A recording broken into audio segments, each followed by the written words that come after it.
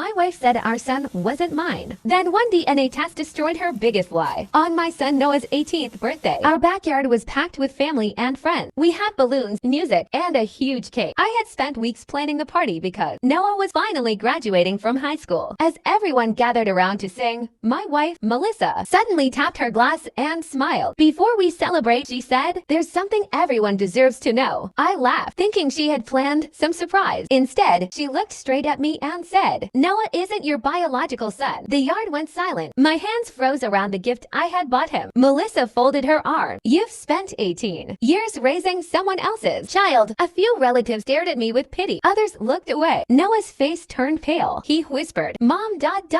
What are you talking about?" Melissa shrugged. The truth, she expected me to explode. Instead, I calmly reached into my jacket and placed a sealed envelope on the table. "Then I guess it's time everyone sees the truth," I said. 3 weeks earlier, Melissa had started making strange comments during arguments, hinting that Noah wasn't mine. I never accused her of lying. I quietly ordered a legal DNA test without telling anyone. The results had arrived that morning, and I hadn't opened them yet. In front of everyone, I handed the envelope to Noah. "You open it." His hands shook as he unfolded the paper. Tears filled his eyes before he could even speak. Finally, he looked up. "Probability of paternity, 99.9999%. He turned toward Melissa. "He's my father." Nobody said a word. Melissa's smile disappeared. I slowly pulled out another envelope. That's not all. Months before, I had hired a private investigator after discovering thousands of dollars disappearing from our joint account. The investigator found secret bank statements, hotel receipts, and messages proving Melissa had been having an affair for nearly 4 years. She had hidden over $80,000 in another account while telling everyone I refused to help with bills. I laid the documents across the table. One by one, relatives picked them up. Her brother read the messages first, then quietly pushed them toward her parents. Melissa tried grabbing the papers, but it was too late. Everyone had already seen them. Noah stepped back from his mother. "You lied to me my whole life." She started crying. "I only said those things because I was angry." Noah shook his head. "You tried to destroy Dad in front of everyone on my birthday." He walked over and hugged me tighter than he ever had. "I'm sorry I believed you whenever you said he didn't care." I hugged him back. "None of this is your fault." Within a month, I filed for divorce. The court awarded me a fair settlement after Melissa's hidden accounts were uncovered. Many relatives stopped speaking to her, not because she had an affair, but because she tried to ruin an innocent father with a lie. A year later, Noah started college. Before leaving, he handed me a framed photo from his birthday. It was the moment we hugged after the truth came out. On the back he wrote, "Blood made me your son. Your love made you my hero." I keep that frame in my office every day because lies may survive for years, but when the truth finally arrives, it